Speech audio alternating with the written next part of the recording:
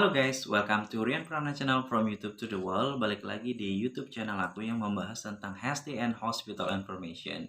Jadi, baiklah, kali ini saya ingin membahas tentang pertanyaan-pertanyaan yang sering muncul ketika interview bidan di tahun 2023. Nah, jadi saya pernah membuat video tentang pembahasan ini, tentang pertanyaan bidan ini, namun ini adalah pembaharuan karena kenapa?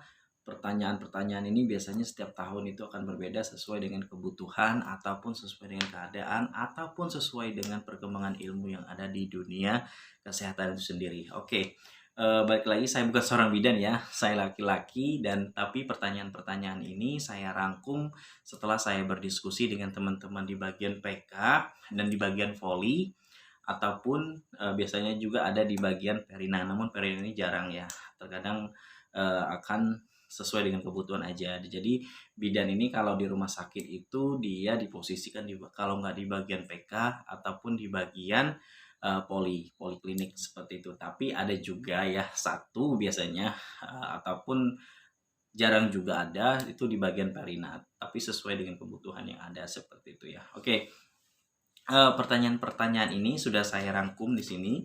Pertanyaan yang pertama yang sering muncul, yang sering ditanyakan oleh HRD yaitu apa yang membuat Anda tertarik menjadi seorang bidan? Nah, ini saya tidak bisa menjawab ya, balik lagi saya bukan seorang bidan, tetapi teman-teman pasti tahu ya motivasi teman-teman mengambil kuliah bagian jurusan bidan. Pasti teman-teman sudah tahu apa langkah-langkah teman-teman ke depannya sehingga teman-teman tertarik ataupun mengabdikan dirinya mau menjadi seorang bidan seperti itu ya. Ya whatever ya, apapun alasan teman-teman silahkan kemukakan. Semoga HRD akan tertarik meng-hire teman-teman untuk menjadi seorang bidan di rumah sakitnya seperti itu ya. Pertanyaan yang kedua adalah bagaimana cara Anda menjaga hubungan kolaboratif dengan tim medis lainnya. Nah, jadi kalau seperti selama ini saya ketahui bahwa teman-teman bidan itu banyak sekali berkoordinasi atau berkolaborasi dengan bagian lain ya untuk merawat pasien kebidanan di rumah sakit, seperti berkoordinasi dengan bagian IGD ya. Balik lagi karena IGD kalau dalam kasus emergensi kehamilan itu pasti lewat IGD dulu, tetapi kalau dia elektif pasti berkoordinasi dengan bagian poli seperti itu, karena poli ini akan mencatat riwayat-riwayat ataupun historis medikalnya seperti itu ya. Jadi mungkin ada juga kolaborasinya di bagian situ. Kemudian lagi berkolaborasi dengan OKA, karena kenapa? Dengan akan pasien jika harus ada tindakan itu pasti masuk ke OKA ya, seperti itu. Berkolaborasi dengan Perina, karena kenapa? Setelah dioperasikan anaknya akan dirawat di Perina seperti itu. Nah, jadi teman-teman mungkin balik lagi adalah bagaimana cara teman-teman berkomunikasi sehingga menciptakan kolaborasi yang saling memudahkan satu sama lainnya. Jadi di sini skill komunikasi teman-teman itu akan dinilai akan lebih besar poinnya, seperti bagi seorang HRD dalam menginterview teman-teman di rumah sakit menjadi di bagian sebagai seorang bidan. Pertanyaan yang ketiga yang sering muncul adalah bagaimana cara Anda mengatasi situasi sulit dengan pasien ataupun keluarga pasien. Balik lagi ya, ada kasus emergensi, seringkali terjadi komunikasi yang tidak baik terhadap pasien ataupun keluarga pasien. Karena kenapa?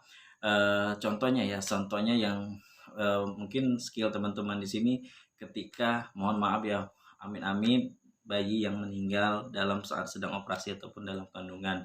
Pastikan yang namanya orang tua ataupun keluarga pasien akan mengalami stres ataupun depresi seperti nanda. Di sini teman-teman dituntut harus bisa menjelaskan secara rinci kenapa bisa hal terjadi seperti itu. Nah, teman-teman pasti lebih tahu lah ya. Apalagi kalau teman-teman sudah berpengalaman di RS sebelumnya. Tapi bagi teman-teman yang fresh graduate mungkin bisa mencari sumber ataupun berdiskusi dengan senior-seniornya seperti itu bagaimana cara mengatasi hal ini. Jadi teman-teman harus bisa melihat psikologi dari keluarga ataupun pasien yang mengalami hal tersebut.